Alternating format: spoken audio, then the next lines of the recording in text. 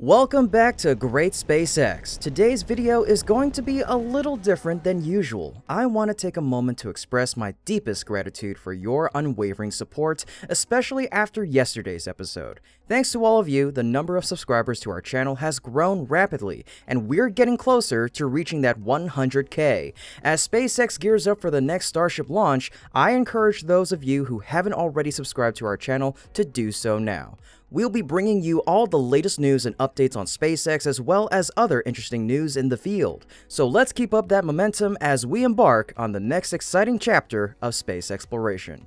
Now, let's dive right in on today's episode. Starship has moved into final preparations for launch targeting next week, so it's not surprising that the whole world is watching SpaceX's every move at Starbase. A week after being reunited with Booster 7, Ship 24 has recently been destacked again. It is now standing next to Super Heavy B7 with crew lifts nearby. So, what's the problem? Luckily, it turns out that Ship 24 had been destacked in order for workers to ride up on a 90-meter max height crew lift and arm its Flight Termination System, or FTS, in preparation for the launch. This demating should only be for a matter of hours prior to returning to the stacked configuration. In fact, Starship would be reattached to B7 today. Interestingly enough, thanks to this picture, we can now see that the QD facehugger faceplate has a new cover. But let's talk a little more about the FTS. Now, the FTS is a critical part of Starship's safety system, as it allows ground controllers to take immediate and decisive action if something goes wrong during a launch or ascent. If, for example, the rocket deviates from its intended trajectory, the FTS can be activated to shut down the engines and trigger the vehicle's self-destruct sequence, which will cause the rocket to break apart harmlessly and reduce the risk of collateral damage. The FTS consists of a set of sensors, avionics, and software that continuously monitor the rocket's trajectory and condition during flight. If a problem is detected, the system sends a signal to the ground station, which can then activate the FTS to terminate that flight. Overall, the Starship FTS is a critical safety feature that ensures the protection of people and property in the event of an emergency during a Starship launch. But honestly, the first flight of any rocket runs a higher than normal risk of a malfunction. The purpose of Starship's integrated flight test is to gather data on the performance of the rocket, its engines, computers, and ground systems, helping engineers iterate designs for future tests, and eventually operational missions to deploy satellites into orbit and ferry cargo into deep space. But now, all that's left to get Starship and Super Heavy off the ground is a license from the FAA. SpaceX must obtain the license to launch this long-awaited flight. And for the moment, the main regulator's position stands. The agency will issue the license when SpaceX has fulfilled all necessary conditions. This position is not one that pleases Musk, who has decided to increase the pressure on the FAA.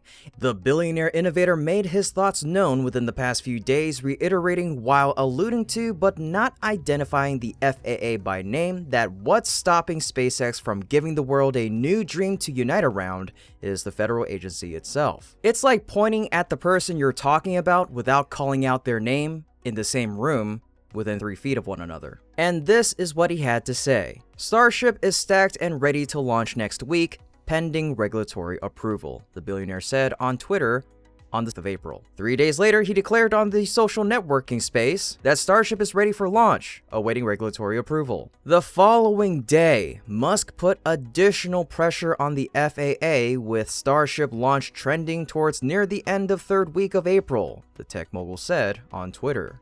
The pressure also comes from SpaceX, which said exactly what its founder said.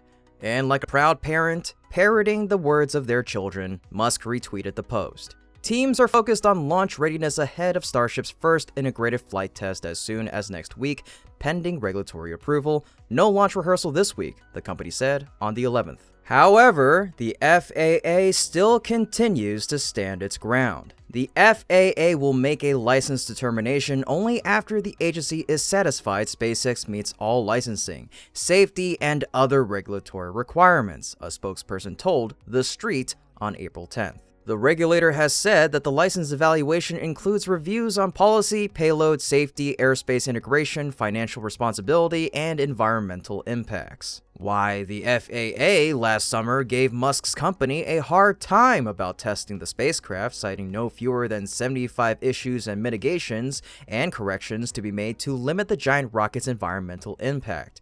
According to the FAA's Operations Plan Advisory, the Super Heavy might be slated for launch on April 17th, with backup dates for each subsequent day after through the 22nd. Sources communicating said SpaceX is working closely with the FAA and that it's expected that the regulatory body will finally provide a license. But should the April 17th launch date become reality, that means SpaceX is only 1 week away from finally launching the Super Heavy, which has yet to be done. The sleek silver ship and its booster, the latter taller than the Statue of Liberty, entirely reusable, with Starship designed for orbital refueling. It is the sort of rocket you imagine NASA would have been building all this time, but hasn't. A rocket designed for the future, making its orbital launch a turning point in human spaceflight. At last, a spacecraft capable of flying astronauts not only to the moon, let alone the lunar surface, but also to Mars. It'll be able to carry Starlink satellite nodes in much greater numbers, as well as Starshield, the Defense Department counterpart to Starlink.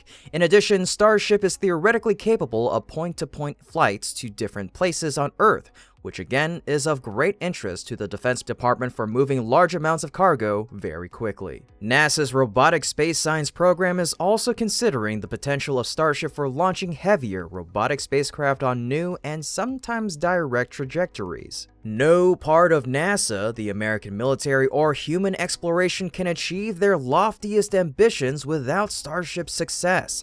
It is, in short, the sort of quantum leap that was the Apollo program itself. In terms of sheer splash, this might even make Dragon and Falcon 9 seem obsolete or destined for scrapyards and museums. But let us first pray for it to come true. In another breaking news of the space industry, Europe is about to launch one of its most ambitious missions ever. As soon as Thursday morning, the European Space Agency will launch a large probe to Jupiter to study some of the gas giant's most intriguing moons. With a mass of 6 metric tons, the Jupiter Ice Moons Explorer, or JUICE, is the largest deep space mission launched by the European Space Agency and one of the largest by any nation to the outer planets. The spacecraft is scheduled to launch on an Ariane 5 rocket at 8:15 a.m. ET from Kourou, French Guiana. The European Space Agency performed high-profile science missions before, including the audacious landing of the Rosetta spacecraft on a comet in 2014 that garnered worldwide attention. Europe also built the Huygens lander that flew aboard NASA's Cassini spacecraft to Saturn and then landed on the moon Titan. But JUICE, which has cost about €1.5 billion, is the first of the agency's L-class missions, which are intended to be flagships for the space agency and will only fly about once a decade. Europe decided to fly the mission after NASA's Galileo and Cassini probes discovered that some of the moons around Jupiter and Saturn were covered in ice and likely harbored large subsurface oceans where microbial life might exist. Because the spacecraft is so massive, it will require several planetary flybys to build up the energy to reach the Jovian system. After its launch, JUICE will fly by Earth 3 times, as well as Venus, before entering orbit around Jupiter in 2031. Then, from 2031 through 2034, it will make nearly 3 dozen flybys of Ganymede, Europa, and Callisto, exploring their icy shells in greater detail. JUICE will drop down to within 200 kilometers of some of these worlds, giving us by far our best look yet at them. Among its instruments are a high-resolution optical camera named Janus, a spectrometer, an ice-penetrating radar, a magnetometer, and more. If everything on board the spacecraft works as designed, it should deliver some dynamite science. And the mission has many scientific goals, including understanding the formation of Jupiter's moons and how they have changed to become different from one another. And that's it for today's episode. Thank you so much for watching, and if you enjoy what my team and I are doing, you can become a patron through our Patreon link in the description below. Otherwise, as always, this is Kevin with Great SpaceX, and we'll see you next time.